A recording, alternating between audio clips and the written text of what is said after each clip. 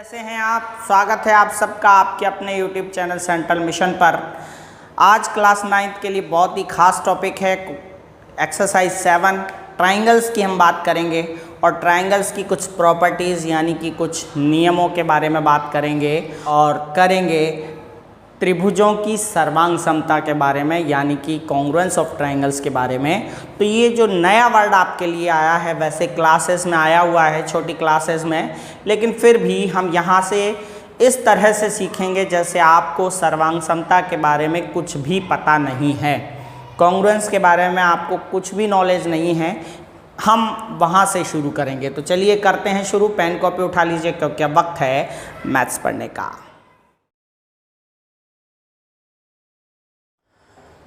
तो बच्चों ध्यान से देखिएगा, सर्वांग समता की हम यहाँ बात कर रहे हैं। सर्वांग समता इंग्लिश में बोलें तो कॉन्ग्रुएंस, कॉन्ग्रुएंस की बात कर रहे हैं। अगर वे दो आकृतियाँ बिल्कुल एक जैसी हों, बिल्कुल मिरर फिगर्स जिसे कहते हैं, यानी कि दर्पण में अपने आप को देखने पर हम और दर्पण में जो आकृति दिखाई देती है वो एक जैसी नज़र आती है, इसीलिए हम उन शेप्स को, उन आकृतियों को, उन चित्रों को सर्वांग सम अर्थात कॉन्ग्रुएंस कहते हैं। सर्वांग सम 3 शब्दों से मिलके बना है, सर्व, अंग और समता। सर्व, अंग, समता यानी कि सभी अंग समान होने पर यदि दो आकृतियों की, दो चित्रों की जब हम बात कर रहे हैं और उनमें सर्वांग समता को ढूंढ रहे हैं तो हमें इन बातों का ध्यान रखना पड़ेगा। सर्व अंग समता यानी कि उनके सभी अंग समान हों। सभी अंग से मतलब क्या है? सभी अंग से मतलब है जैसे कोई ट्राइंगल की बात करेगा, दो ट्राइंगल की बात करेगा तो इस ट्राइंगल्स में क्या क्या होता है? ट्राइंगल में होता है 3 तो साइड होती हैं, 1, 2 और ये 3 साइड होती हैं और 3 उनके एंगल्स होते हैं, 3 उनके एंगल्स होते हैं। तो जब हम दो त्रिभुजों की बात करेंगे तो उनके एक त्रिभुज के सभी अंग दूसरे त्रिभुज के सभी अंगों के बराबर हों। नाम जैसा कि है सर्वांग समता, कॉन्ग्रुएंस। तो कब होगा ये? जब एक त्रिभुज के सभी अंग, अब सभी अंगों में क्या आ गए? 6 अंग हो गए, 6 पार्ट्स हो गए। कौन कौन से हो गए? 3 साइड्स और 3 एंगल्स, 3 भुजाएं और 3 कोण। एक त्रिभुज के 3 भुजाएं और 3 कोण दूसरे त्रिभुज के 3 भुजाओं और 3 कोणों के बराबर होंगे तो हम कह सकते हैं कि ये दोनों त्रिभुज एक दूसरे के सर्वांग सम होंगे। वैसे सर्वांग सम में यहाँ पर एक त्रिभुज के 6 अंग दूसरे त्रिभुज के सभी 6 अंगों के बराबर हों, इसके पहले एक शब्द लगाना पड़ेगा मुझे, संगत। संगत अवयव, संगत कोण या संगत भुजाएं, इनकी बात हम करेंगे। ये संगत शब्द के बारे में मैं आपको समझाऊंगा थोड़ा सा बाद में, फिलहाल बात करता हूं। तो सर्वांग समता देखने के लिए हमें 3 चीज़ों को ध्यान रखना पड़ेगा कि वे आकृतियां जिनकी हम तुलना कर रहे हैं, यानी वे शेप्स जिनकी हम, वे फिगर्स जिनकी हम कंपैरिजन कर रहे हैं, उनके आकार सेम होने चाहिए। उनके आकार सेम होने चाहिए यानी कि सेम शेप होनी चाहिए। दूसरी बात, हम जिनकी तुलना करेंगे उनकी साइज भी इक्वल होनी चाहिए यानी कि माप भी बराबर होने चाहिए। दूसरी बात हो गई। तीसरी बात यह है कि वे एक दूसरे को पूरी तरह ढक लें, ओवरलैप कर लें। देखिए मैं आपको यहाँ पर बता रहा हूँ, ओवरलैपिंग का मतलब ये मेरा हाथ है और मैं ये दूसरा हाथ इसके ऊपर रख देता हूँ तो आपको आगे वाले हाथ से पीछे वाला हाथ दिखाई नहीं दे रहा होगा। सेम कंडीशन में मैं यहाँ पे आपको दिखाऊं तो इस वाले हाथ के वजह से पीछे वाला दिखाई नहीं दे रहा है। इसको कहते हैं हम ओवरलैपिंग, यानी कि बिल्कुल एक दूसरे को पूरी तरह ढक लें, पूरी तरह कवर कर लें, ओवरलैप होते हैं। तो 3 बातें आपको याद रखनी है सर्वांग समता में। सर्वांग सम वो चीज़ें होती हैं जिनकी शेप सेम हो यानी आकार सेम हो। दूसरी बात, उनका माप सेम हो यानी बिल्कुल उनके जो साइज़ है वो इक्वल हो। और तीसरी बात, वे एक दूसरे को ओवरलैप करें, यानी कि ढक लें, पूरी तरह ढक लें। तो ऐसी आकृतियाँ जो एक दूसरे को पूरी तरह ढक लें, आकार में सेम हों और माप में सेम हों, सर्वांग सम आकृतियाँ कहलाती हैं। त्रिभुजी नहीं, कोई और भी आकृति हो सकती है। आप यहाँ देख सकते हैं 2 सिक्के हैं 2 रुपए के, ये दोनों सेम आकार के हैं, सेम साइज के हैं और एक दूसरे को पूरी तरह ढक सकते हैं, इसीलिए इन्हें हम सर्वांग सम आकृतियाँ कह सकते हैं। अब 20 रुपए के नोट देखिएगा, 20 रुपए के 2 नोट हैं। पूरी गड्डी आपने देखी होगी, 20 रुपए की एक भी नोट बाहर नहीं निकलता। इसका मतलब वो सारे के सारे नोट जो बिल्कुल एक दूसरे को ढक रहे हैं, वे आपस में सर्वांग सम हैं, अर्थात कॉन्ग्रुएंट हैं। ठीक है, तो यहाँ पर इतनी सारी आकृतियों की हम बात नहीं करनी, हम केवल ट्राइंगल्स के बारे में बात करेंगे कि ट्राइंगल्स को कैसे पता करें, त्रिभुज को कैसे पता करें कि वे सर्वांग सम हैं। त्रिभुज में 6 अंग होते हैं, 6 पार्ट्स होते हैं। कौन कौन से? 3 साइड और 3 एंगल्स, यानी 3 भुजाएं और 3 कोण। तो एक त्रिभुज के 3 भुजा और 3 कोण दूसरे त्रिभुज के संगत 3 भुजाओं और 3 कोणों के बराबर हो। यहाँ मैं संगत शब्द का इस्तेमाल करूँगा। अंग्रेजी में कहें तो corresponding angles and corresponding sides. संगत अवयव बराबर हों। 2 त्रिभुज सर्वांग सम होंगे जब एक त्रिभुज के 6 अंग दूसरे त्रिभुज के संगत 6 अंगों के बराबर हों। अब यहाँ पर आप कहेंगे कि सर 6 के 6 चीज़ें को बराबर बताना बहुत मुश्किल है, बहुत कठिन है, बहुत परेशानी वाली बात है। तो यहाँ पर बहुत सरलता से नियम बनाए गए हैं, कुछ रूल्स बनाए गए हैं। आप केवल 3 चीज़ों के बेसिस पर, 3 अंगों के आधार पर भी इन त्रिभुजों को सर्वांग सम कर सकते हैं। लेकिन वो कौन कौन से 3 अंग होंगे, उनका ऑर्डर निश्चित किया गया है, उनका क्रम निश्चित किया गया है। तो बात करते हैं त्रिभुजों की सर्वांग समता की, यानी कॉन्ग्रुएंस ऑफ ट्राइंगल्स की। मैंने जैसा कि आपको बताया, एक त्रिभुज में 6 अंग होते हैं, दूसरे त्रिभुज में भी 6 अंग होते हैं। अगर एक त्रिभुज के 6 अंग यानी कि 6 parts, all 6 part of one triangle are equal to the corresponding all 6 part of other triangle, यानी कि एक त्रिभुज के सभी 6 अंग दूसरे त्रिभुज के सभी संगत 6 अवयवों के बराबर हों, तो वे त्रिभुज सर्वांग सम कहलाते हैं। चलिए देख लेते हैं। यहाँ पर ये 2 त्रिभुज हम ले लेते हैं। इन दोनों त्रिभुजों में हम बात कर लेते हैं इस तरह से। ये 3 सेंटीमीटर की साइड है, ये 4 सेंटीमीटर है और ये 5 सेंटीमीटर है। ये 3 सेंटीमीटर है, ये 4 सेंटीमीटर है और ये 5 सेंटीमीटर है।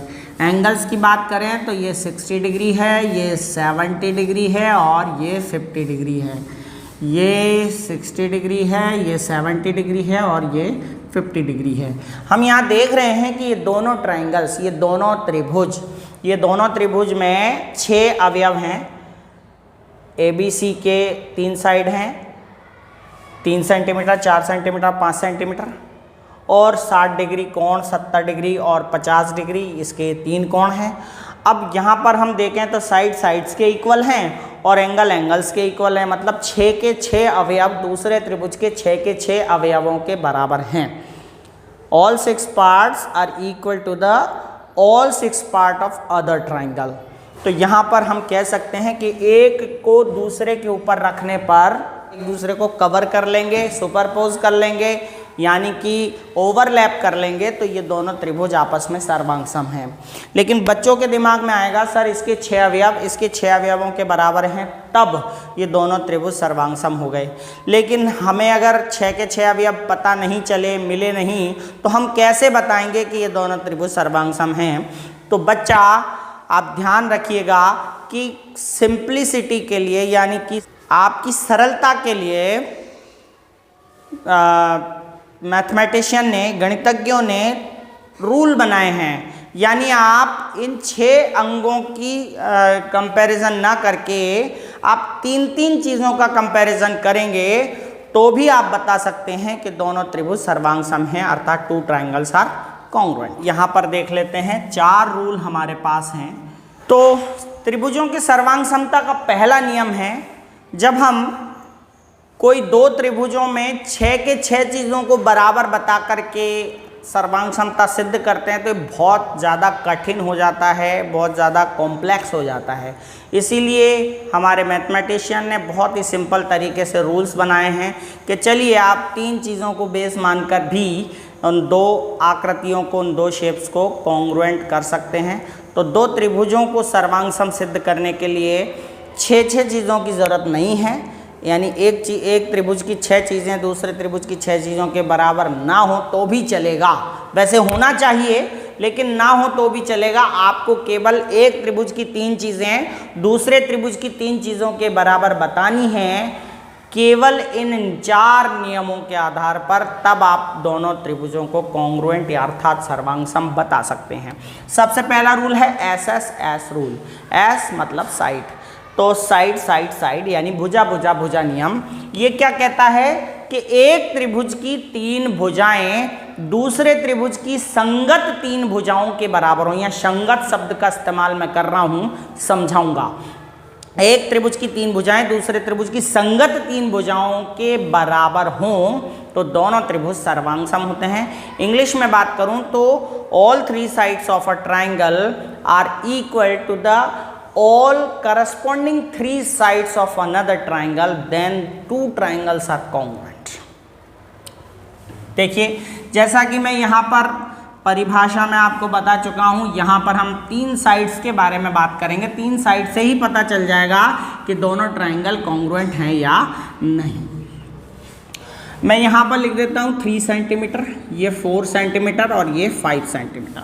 अब मैं यहाँ पर थोड़ा सा गड़बड़ कर रहा हूँ। मैं यहाँ पर लिख रहा हूँ 3 सेंटीमीटर, यहाँ पे लिख रहा हूँ 4 सेंटीमीटर, यहाँ लिख रहा हूँ 5 सेंटीमीटर। मैं यहाँ पर डायरेक्ट हलवा नहीं परोसूंगा, आपको बड़े तरीके से समझाऊंगा। मैंने बिल्कुल यहाँ 3 नहीं किया, मैंने अलग किया आपको केवल समझाने के लिए, कॉन्सेप्ट समझाने के लिए, क्योंकि कॉन्सेप्ट ही सबसे महत्वपूर्ण चीज़ होती है। यहाँ पर नाम लिखने का क्रम जो है वो इम्पोर्टेंट है बस।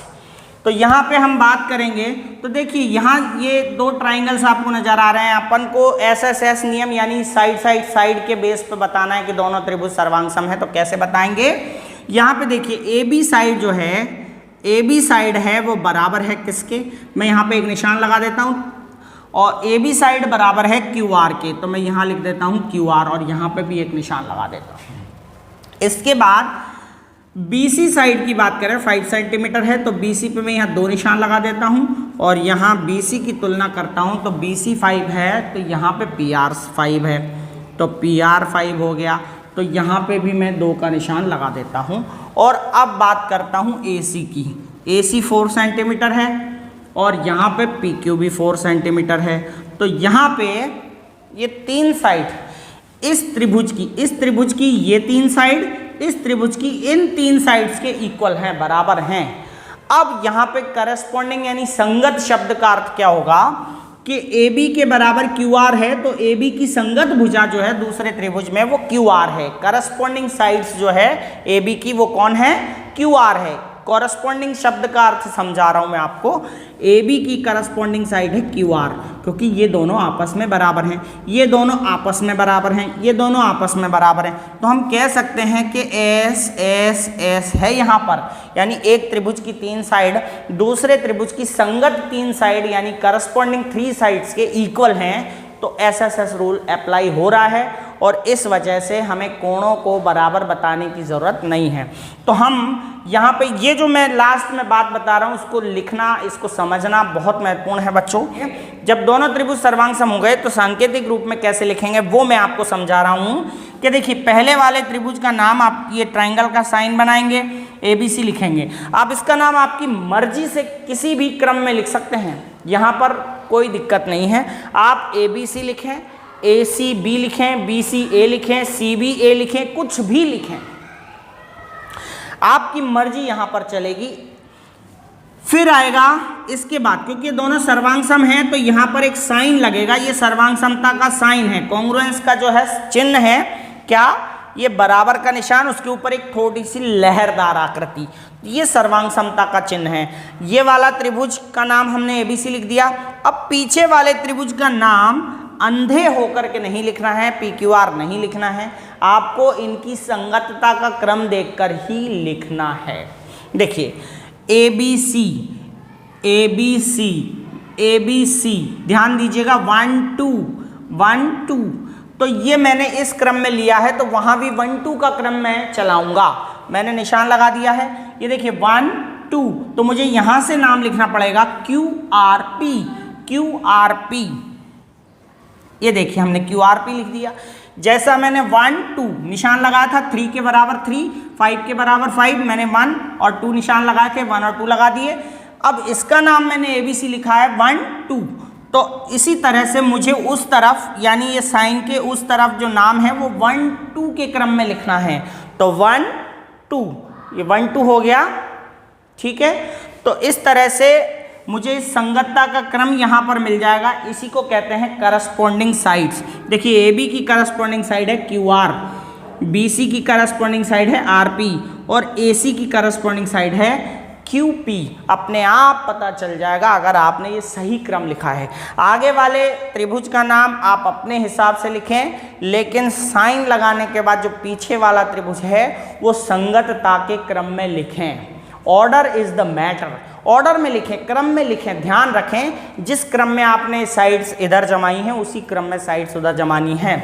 3 5 3 5, तो 3 5 QRP, QRP, ठीक है। तो ये हमारा SSS रूल है, यानी एक त्रिभुज की 3 साइड्स दूसरे त्रिभुज की 3 साइड्स के इक्वल हों, करस्पॉन्डिंग 3 साइड्स के इक्वल हों, संगत 3 भुजाओं के बराबर हों तो ही होंगे। दूसरे नियम की बात कर लेते हैं। दूसरा नियम है SAS, साइड एंगल साइड, भुजा कोण भुजा।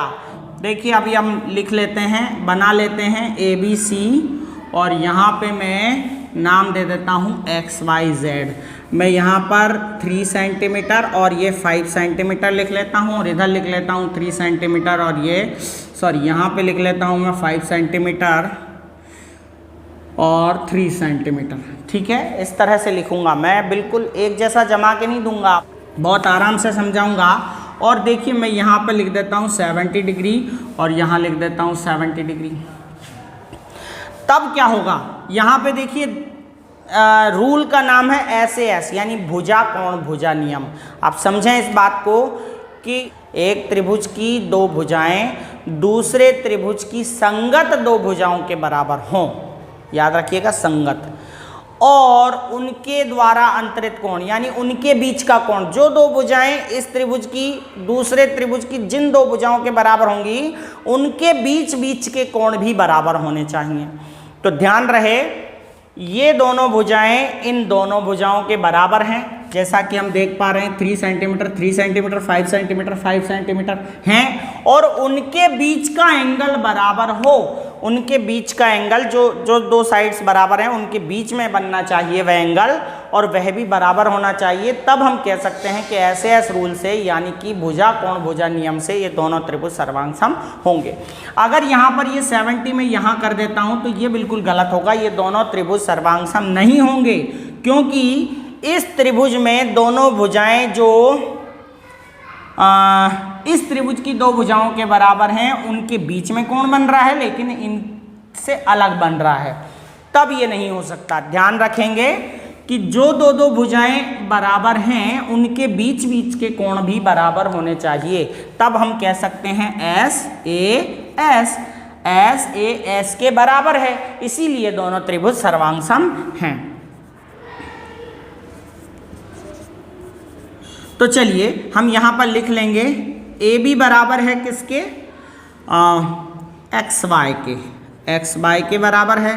फिर कोण बराबर है B, angle B is equals to angle X, BX के इक्वल है। और तीसरी चीज BC बराबर है यहाँ पे XZ के। अब इसलिए कौन से रूल से, SAS सर्वांग समता से, SAS सर्वांग समता, इस तरह से आप लिख सकते हैं। किस रूल से हम बात कर रहे हैं, हमने तीन चीजें बराबर कर दी, 2 भुजाएं और उनके बीच का कोण। अब देखिए हम पहले वाले त्रिभुज का नाम तो हमारी मर्जी से लिखेंगे ABC, बीच में साइन लगाएंगे सर्वांग समता का, सर्वांग समता का चिन्ह लगा दिया। अब हम दूसरा जो नाम है वो कैसे लिखेंगे, इसके संगतता के क्रम में। देखिए यहाँ पे मैंने 1 2 लिखा, 1 2, तो इधर भी 1 2 आप गिनिए, 1 2, आप साइड से गिन सकते हैं 3 5 3 5, तो y x z लिख दूं मैं, y x z मैंने ये लिख दिया। और यहाँ पर हम इसको कैसे पढ़ेंगे मेरे प्यारे बच्चों कि त्रिभुज ABC सर्वांग सम है त्रिभुज y x z के। इंग्लिश में बोलें तो triangle ABC is congruent to triangle y x z। इसी तरह अब हम इसका तीसरा रूल पढ़ लेते हैं। तो तीसरे रूल में 2 एंगल्स और एक साइड है। अब 2 एंगल्स और साइड उनके बीच में हो सकती है, या फिर 2 एंगल्स और साइड अलग हो सकती है। तो बात कर लेते हैं, दोनों एग्जांपल्स में आपको बता देता हूं। यहाँ पे ये देखिए आप ABC और ये हो गया आपका PQR। मैं यहाँ बात करूँ तो ये 70 डिग्री और ये 60 डिग्री, और यहाँ पे मैं 60 लिख देता हूँ और यहाँ 70 लिख देता हूँ, और ये वाली साइड यहाँ पर मैं 5 सेंटीमीटर कर देता हूँ और ये वाली साइड में यहाँ 5 सेंटीमीटर कर देता हूँ। तो यहाँ देखने में आ रहा है 70 और ये 70 है, ये 60 ये 60 है, 2 एंगल्स बराबर हैं। अब दोनों एंगल्स के बीच की साइड, जिनको मतलब कॉमन साइड, जो 2 एंगल्स इस ट्राइंगल में हैं वही 2 एंगल्स उस ट्राइंगल में हैं बराबर, और उन दोनों के बीच की साइड उन दोनों के बीच की साइड के इक्वल है, तब हम ए ऐसे कहेंगे। यानी हम यहाँ पर लिख देते हैं एंगल B बराबर है किसके, एंगल P के, फिर बीच में साइड है तो साइड लिख दीजिए, BC बराबर है किसके, PQ के, और फिर एंगल C बराबर है किसके, एंगल Q के। तो B P के इक्वल है, बीच में साइड इक्वल है दोनों की, और दोनों एंगल्स इक्वल है, तो ये करस्पॉन्डिंग 2 एंगल्स इक्वल हैं। तो यहाँ पर हम इसको कैसे लिखेंगे, ASA रूल से, ASA रूल से त्रिभुज ABC सर्वांग सम होगा। यहाँ पर ध्यान दीजिएगा, बस यहाँ जब आपके पास एंगल हो तो बहुत आसानी से आपको नज़र आ जाएगा। A एंगल जो है वो खाली है, A की जगह हमें यहाँ इस ट्राइंगल का खाली एंगल लगाना है, तो खाली एंगल है R। फिर इसके बाद देखिए B 70 है, तो इसका 70 कौन है, P, तो B दूसरे नंबर पे लिखा है तो यहाँ P लिख देता हूँ। C 60 है, तो यहाँ पे 60 डिग्री का जो है वो Q है, तो यहाँ लिख देता हूँ। तो ये हो गया triangle ABC congruence to triangle RPQ, त्रिभुज ABC सर्वांग सम RPQ। बहुत आसानी से ये हो गया। सर्वांग समता में यहाँ पर आपको इस रूल को का नियम जो है वो ये है कि किसी त्रिभुज के 2 कोण दूसरे त्रिभुज के संगत 2 कोणों के बराबर हों और उनके द्वारा अंतरित कोण या उनकी उभयनिष्ठ भुजा के बराबर हो तो दोनों त्रिभुज सर्वांग सम होते हैं। फिर से आप इंग्लिश में सुन लें, if 2 angles of a triangle and adjacent side are equal to the corresponding 2 angles of another triangle and adjacent side are equal, then 2 triangles are congruent from ASA rule। अगर यहाँ पर थोड़ा सा गड़बड़ हो जाता है, अलग हो जाता है, ये 5 सेंटीमीटर की साइड यहाँ ना दे करके और यहाँ ना दे करके ये वाली दे दें और 60 के साथ वाली दे दें ये, तो भी हम अब इस रूल को, जब साइड अलग है, दोनों एंगल की कॉमन साइड ना हो करके अलग साइड है, तो फिर वो हम AAS इस रूल को बोल सकते हैं, यानी इस रूल को हम AAS नाम दे सकते हैं। थोड़ा सा क्रम का अंतर है, बाकी नियम में कोई दिक्कत नहीं। यानी एक त्रिभुज के 2 कोण दूसरे त्रिभुज की 2 कोणों के बराबर होने चाहिए, संगत कोणों के बराबर होने चाहिए, और उनकी उभयनिष्ठ भुजा बराबर हो तो ठीक, नहीं तो अलग भुजा बराबर हो तो भी ये नियम काम में आ जाएगा। तो यहाँ पे हम कर सकते हैं इसको कि एंगल B इक्वल है एंगल P के और साइड AC इक्वल है QR के और एंगल C इक्वल है एंगल Q के, तब हम इसे कहेंगे AAS रूल से। AAS रूल से नाम वैसा ही लिख सकते हैं आप, ABC त्रिभुज ABC सर्वांग सम है त्रिभुज। देखिए A के बराबर कौन है, ए के बराबर खाली है ना, ये खाली तो ये खाली, आर आएगा। बी के बराबर है पी तो बी की जगह पी, और सी के बराबर है क्यू तो ये क्यू। नाम तो सेम रहेगा, बस रूल का चेंज हो गया थोड़ा सा। एडजेकेंट साइड की जगह अलग साइड आ गई, यानी कि उभयनिष्ठ भुजा की जगह अलग भुजा अगर बराबर है तो भी सर्वांग होंगे। तो ये तीसरा रूल हो गया हमारा। लास्ट एंड फाइनल रूल है फोर्थ रूल, जिसको हम आरएचएस रूल कहते हैं। तो आरएचएस रूल में होता क्या है, ये रूल बनाया गया है समकोण त्रिभुज के लिए, यानी कि राइट एंगल ट्राइंगल्स के लिए। यानी दो राइट एंगल ट्राइंगल्स भी तो कॉन्ग्रुएंट हो सकते हैं ना, तो दो राइट एंगल ट्राइंगल यानी कि समकोण त्रिभुज, समकोण कर्ण भुजा नियम, ये चौथा नियम है। ये दो समकोण त्रिभुजों में है। तो देखिए मैं यहाँ पे समझा देता हूँ। आर का मतलब है राइट एंगल, एच का मतलब है हाइपोटेनियस, और एस का मतलब है साइड। यानी एक त्रिभुज का राइट एंगल और हाइपोटेनियस और एक साइड, किसी त्रिभुज में हाइपोटेनियस यानी किसी समकोण त्रिभुज में हाइपोटेनियस और एक साइड दूसरे समकोण त्रिभुज की हाइपोटेनियस और एक साइड के बराबर हो। एक समकोण त्रिभुज में कर्ण और एक अन्य भुजा दूसरे समकोण त्रिभुज की कर्ण और अन्य भुजा के बराबर हो, तो हम आरएचएस रूल से दोनों त्रिभुजों को सर्वांग सम कहते हैं। चलिए हम ऐसे चित्र बना लेते हैं, ये एक ऐसे बना लेते हैं। ये हम ये देखते हैं कि ये तो है ABC और ये है PQR, और यहाँ पे राइट एंगल है, यहाँ पे राइट एंगल है। अब हम बात करें तो दोनों का कर्ण बराबर होना चाहिए। मैं यहाँ लिख देता हूँ 13 सेंटीमीटर और ये 13 सेंटीमीटर। दोनों का कर्ण, कर्ण का मतलब हाइपोटेनियस, हाइपोटेनियस कहाँ होता है 90 डिग्री के सामने। तो दोनों त्रिभुज समकोण त्रिभुज हैं, तो आर तो इक्वल है पहले से, बस बात करनी है हाइपोटेनियस और साइड की, यानी कि कर्ण और भुजा की। तो कर्ण का होता है 90 के सामने, 90 के सामने। समकोण त्रिभुजों में कर्ण और अन्य भुजा, मान लीजिए इस त्रिभुज की ये भुजा और इस त्रिभुज की ये भुजा बराबर है। मान लीजिए 5 सेंटीमीटर है, ये भी 5 सेंटीमीटर है, तो हम कह सकते हैं कि दोनों त्रिभुज राइट एंगल ट्राइंगल हैं। तो आर तो इक्वल हो गया। हाइपोटेनियस दोनों की 13 13 है, तो हाइपोटेनियस बराबर हो गई, और एक साइड ये 5 है तो ये भी 5 है, बराबर हो गई। इसका मतलब दोनों त्रिभुज आरएचएस रूल से समकोण कर्ण भुजा नियम से सर्वांग सम है। तो हम यहाँ लिख सकते हैं angle B is equals to angle Q। B 90 है, यहाँ पे Q 90 है। दूसरी बात हाइपोटेनियस लिख देंगे AC, हाइपोटेनियस यानी कर्ण AC, इसका कर्ण कौन सा है PQ, ये भी बराबर है। और तीसरी चीज़ है साइड, यानी BC बराबर है RQ के। तो हम लिखेंगे RHS रूल से त्रिभुज ABC सर्वांग सम है। अब दूसरे त्रिभुज का नाम आपको क्रम का ध्यान रखना है। मैंने आपको बताया मेरे प्यारे बच्चों कि क्रम का बहुत महत्व है, तो क्रम का महत्व रखेंगे। तो यहाँ पे B और B ले लेते हैं। तो B का नाम पहले हमने बीच में लिखना है हमें, क्योंकि B एंगल Q के इक्वल है। यहाँ पे B बीच में है तो Q बीच में आएगा। अब आप देखिए, मैं यहाँ निशान लगा लेता हूँ AC, और ये AC यहाँ पे कर्ण पे मैंने एक निशान लगाया, यहाँ पे भी एक लगाया, और दूसरी साइड पे 2 2 लगा दिए। तो मैं यहाँ पे ABC, तो ऐसा कर लूँ खाली 2 1, खाली 2, यानी कि ब्लैंक एंड 2। मैंने इस क्रम में इसको लिखा, तो वहाँ पे भी ब्लैंक और 2 के क्रम में आएगा। तो ये देखिए ब्लैंक और 2, PQR,